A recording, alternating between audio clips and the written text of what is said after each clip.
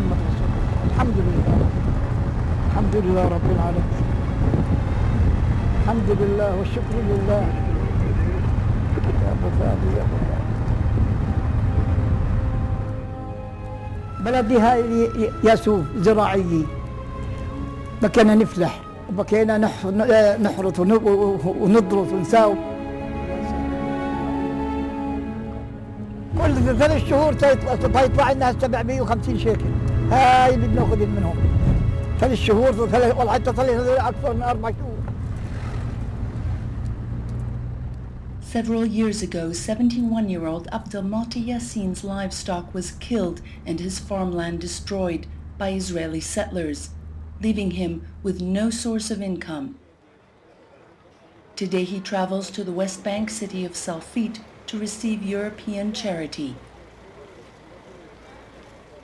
80,000 Palestinians receive this type of European aid each year. From 1993 to 2004, the Palestinian people received about $9 billion in foreign aid. تقدري تاخذي لترميم البيت مساعدة طارئة، قولي لهم بدي مساعدة طارئة تيجوا تزوروا بيتي. عمر الحمام. طب اكتب لي اسمك، اكتب لي اسمك. In the next few years, that aid will have reached close to $15 billion. Certainly, with all of this funding, we have not seen any changes in the poverty levels because of the fact that this funding did not generate employment opportunities.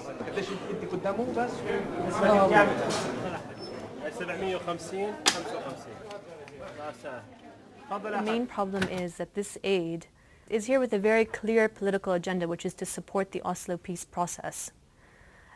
Assumed a period of that the conflict was over. The negotiations have been stalled for 17 years. احنا معتمدين مش بشكل سنوي على المانحين، احنا معتمدين بشكل يومي، حولونا لمعتمدين بشكل مطلق على أموال المساعدات الخارجية.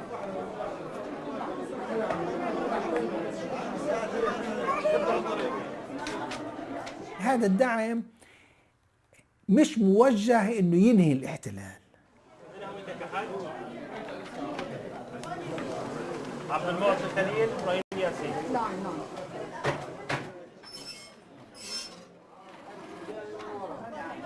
تفضل يا حاج. مع السلامة.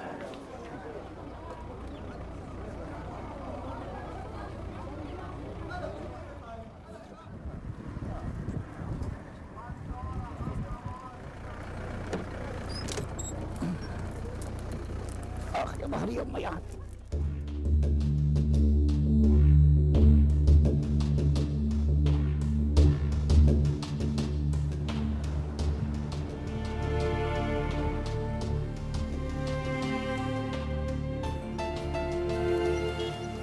Even though donor funding was intended to help Palestinians, it hasn't necessarily achieved that goal.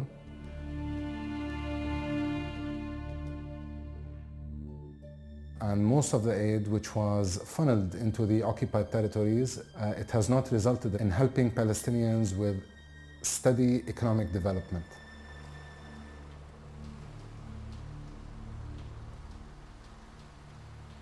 Historically, over half of Palestinian society worked in agriculture. Palestinians were self-sufficient. They exported fruits and vegetables throughout the Arab world in the 1970s and 80s. قبل أوسلو كان في استغلال للأرض، يعني كان في زراعة.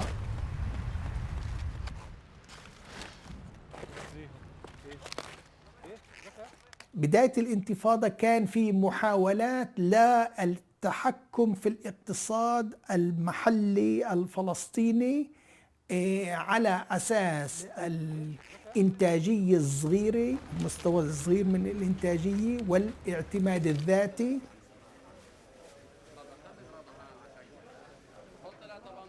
But Palestinian actions during the Oslo period proved devastating to Palestinian farming.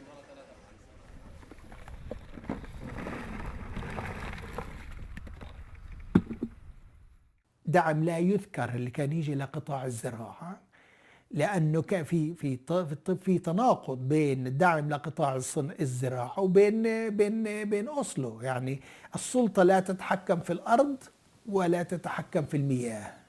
إسرائيل تتحكم في الأرض وإسرائيل تتحكم في المياه.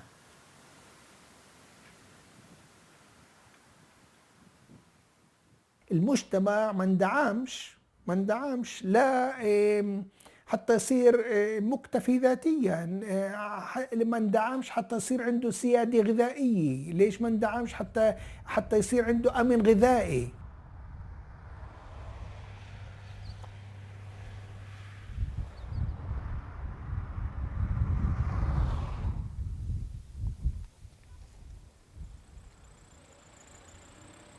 The economic planners during the Oslo period favored costly new industrial zones over agricultural development.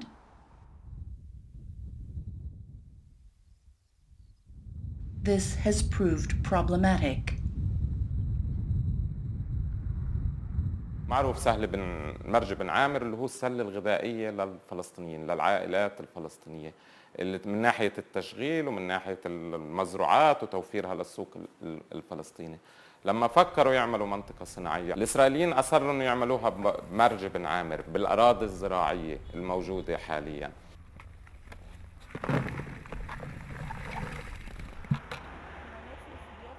أجا بنك التنمية الألماني وقال أنا بدي أعطي قرض، مش منحة، قرض للفلسطينيين بقيمة 14 مليون يورو اللي يعملوا البنية التحتية للمنطقة الصناعية. وإسرائيل كانت بتعملوا المنطقة الصناعية هين ممنوع تستخدموا المياه الجوفية، بمعنى أنه إسرائيل أصرت بالاتفاقية أنه تكون هو المزود للمياه في المنطقة الصناعية وكمان للطاقة.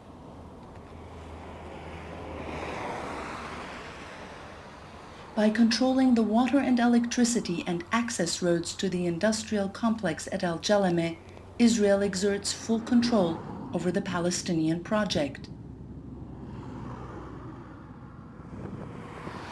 من 16 سنة المشروع بنحكى عنه، لليوم ما صار إشي، ما صار منطقة صناعية. But something did happen.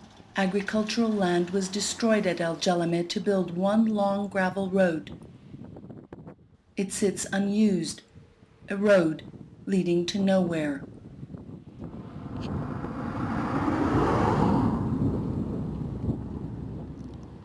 والمانحين اللي هم كانوا موجودين بنك التنمية الألماني كان بدرك تماماً إنه فيش مجال لمنطقة صناعية أو لاقتصاد فلسطيني طول ما إسرائيل هي المتحكمة في كل نقاط العبور بفلسطين.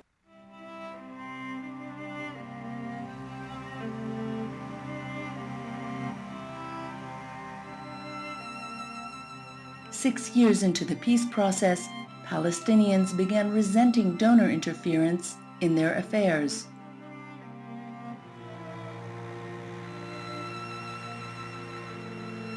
I think one of the main areas which donor agendas are imposed on local societies is through the ideological underpinnings of aid.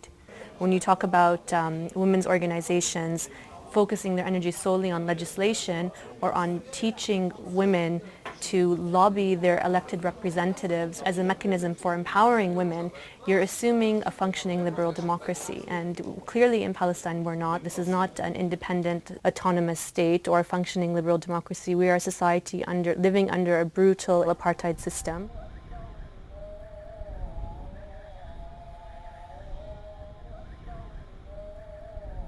المرأة كانت بالانتفاضة الأولى وهي دورها بالأحزاب أنشط سياسياً من ما هي موجودة اليوم.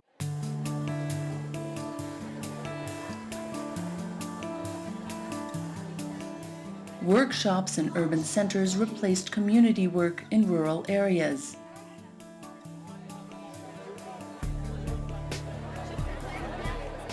The lessons of the women's movement, because they're very critical and they're very self-aware of how the movement has been transformed by the NGO process, is that they've been able to promote wonderful legislation, but politically they are much weaker, and they don't actually have the real political power that a social movement needs to transform, to go about pursuing social change.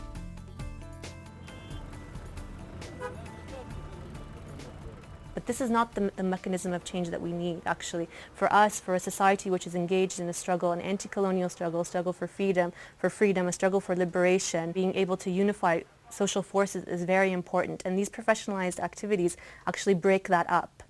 They've broken up the grassroots model of organizing that we had in the first Intifada. كان ربط الحزام في الطائرة عند هبوط الطائرة فقط. Volunteers have virtually disappeared in Palestine due to large-scale funding of such activities. People who once volunteered in the new NGO world now expect to be paid. While donor aid has diluted the spirit of volunteerism, it has also changed the dynamics of the Palestinian business sector.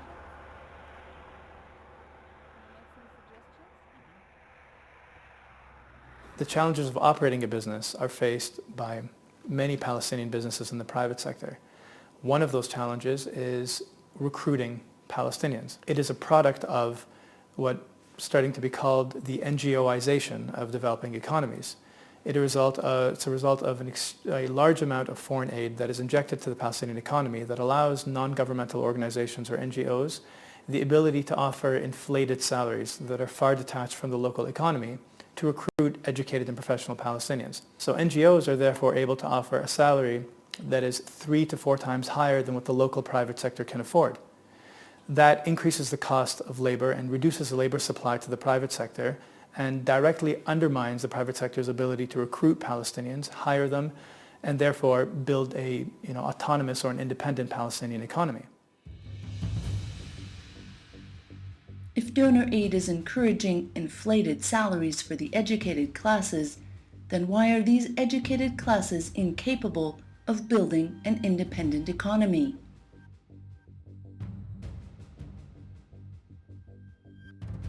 The very fundamentals of economic development and growth and free movement of goods and people was completely stopped by the government of Israel, by the successive governments of Israel. The donor community did not challenge this, but they continued pouring money over it. So they knew that they are investing in a failed project.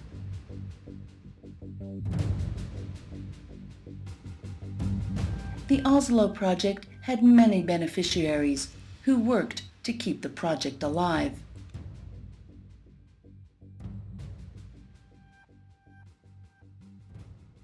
لأنه احنا إذا بدنا نقول شو عملوا المانحين، عملوا طبقة أو نخب سياسية اقتصادية متشابهة أو متجوزة بعض وقاعدين، هدول النخب هم اللي برسموا قاعدين سياسة البلد.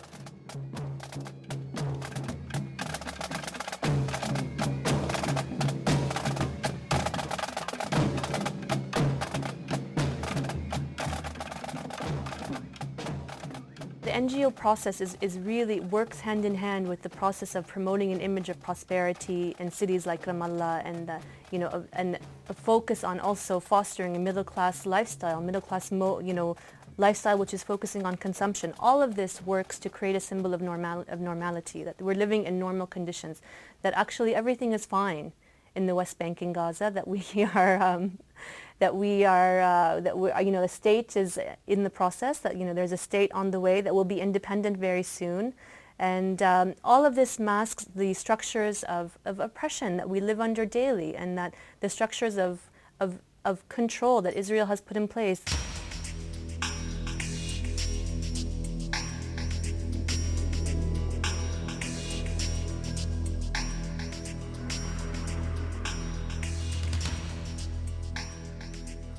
I think donor funding contributed because donors and the countries behind them did not challenge the policy of the State of Israel by economically blockading the West Bank and the Gaza Strip and East Jerusalem.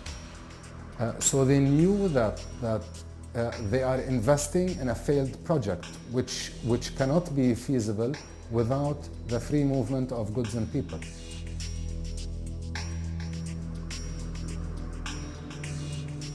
At least 30% of Palestinians have been designated as poor, with nearly half of these falling into the category of being very poor.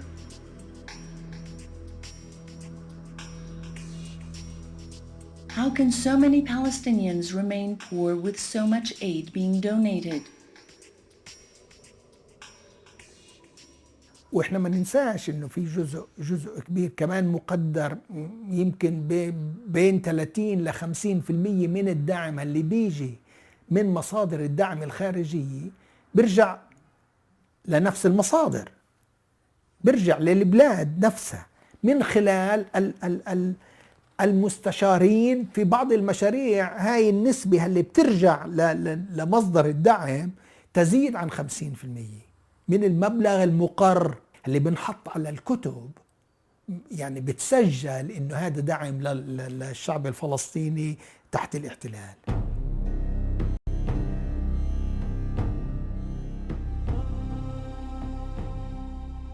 Nevertheless, the culture of aid dependency in Palestine is enormous.